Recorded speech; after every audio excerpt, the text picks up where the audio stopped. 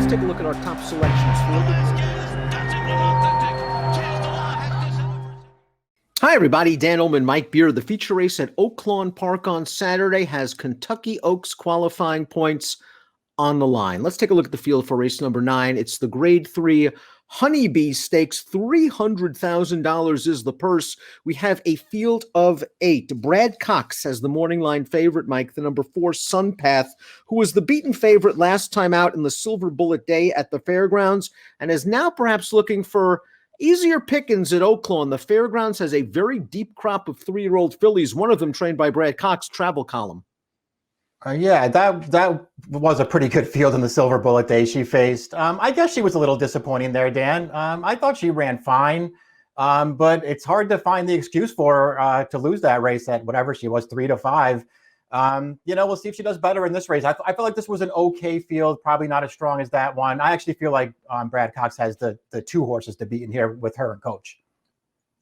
Let's take a look at the Timeform US pace projector for this race. You'll notice it is a blue bar scenario, which means Timeform US believes this race will favor horses on or near the early lead. And the number 8 Coach, although far from a burner, can get close to the pace. I would think that Tabor Hall from the rail has to be on a go after going gate to wire at Gulfstream. And I think Sunpath is going to be a lot closer to the pace than the projector has her. Yeah, I do too. I mean, they certainly rode Sunpath. I know that pace wasn't that fast last time, but they rode her with some intention to get forward last time. I think she'll be up close. I think a lot of horses can be up close in here, Dan. I didn't really see, a bunch of plotters in here. There's not a ton of speed, but there's no horses that look like they're going to get outrun early either.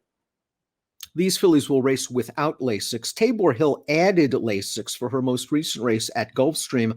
Let's watch that performance. Jose Ortiz was able to get her to the front, set a relaxed pace in this 2-turn mile in the 16th, and she has more than enough left to beat a field that included Bow Bow Girl, the number 6, who would come back to win with a 75 buyer.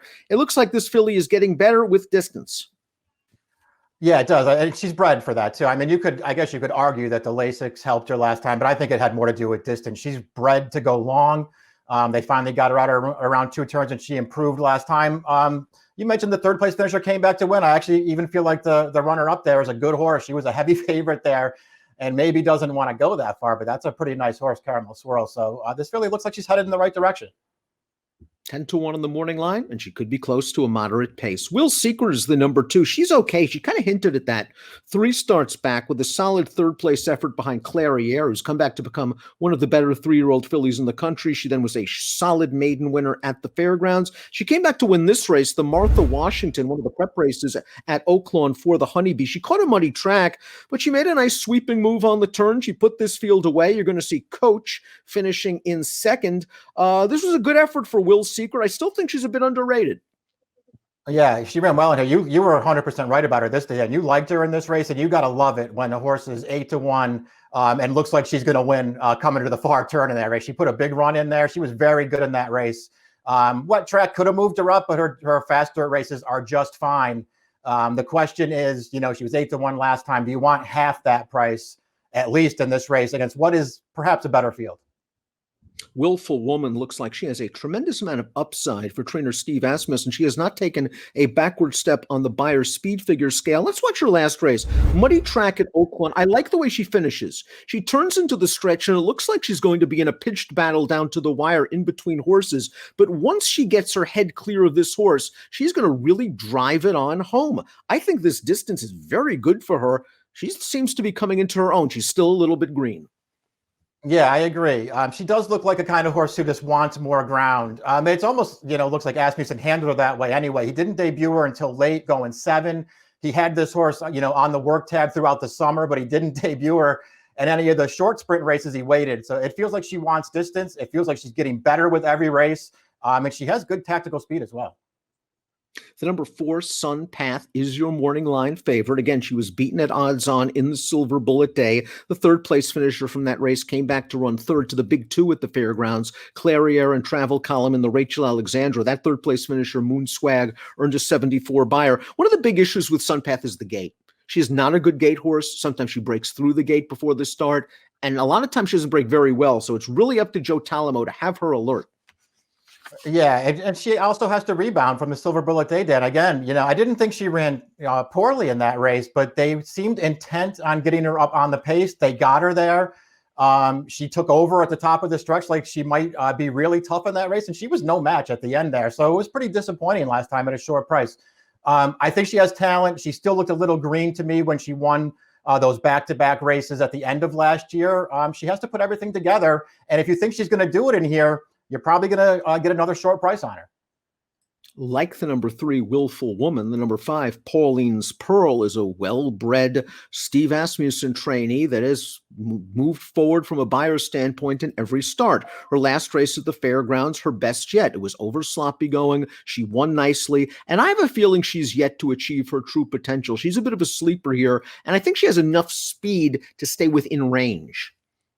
Yeah, I don't disagree with any of that stuff. I mean, it feels like she could really have another forward move in her here as they step her up off of a maiden when she looks a lot like her stablemate. They both taking steps forward, and they both have tactical speed.